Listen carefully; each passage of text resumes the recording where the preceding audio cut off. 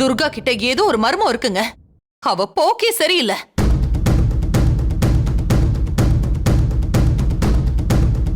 ஒரு குடும்ப பொண்ணுக்கான எந்த லட்சணமும் அவகிட்ட இல்ல.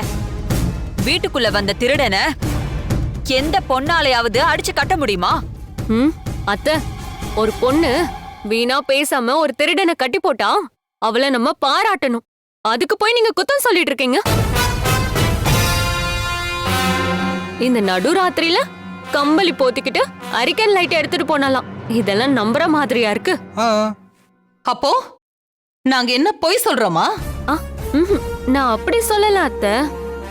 மாமா சொன்ன மாதிரி ஒருவேளை உங்க 3 பேருக்கும் தூக்கத்துல நடக்கிற வியாதி இருக்கலாம்ல. இவளை என்ன பண்ணலாம்? அப்படி நடந்து போனதுல வேற யாரையாவது பார்த்துட்டு துர்கான்னு நம்பிட்டீங்களோ? எனக்கு துர்கா மேல நம்பிக்கை இருக்குன்னு சொல்றேன்.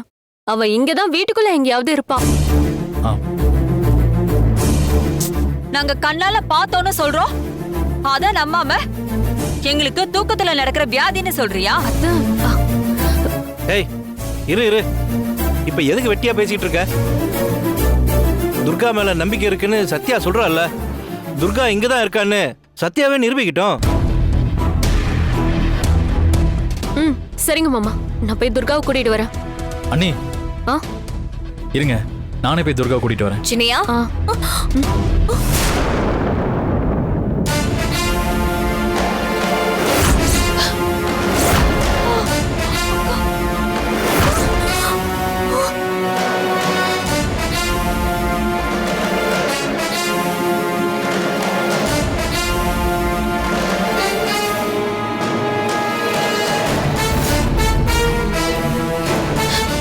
என்ன எல்லாரும் தூங்காம இங்க நின்னுட்டு இருக்கீங்க?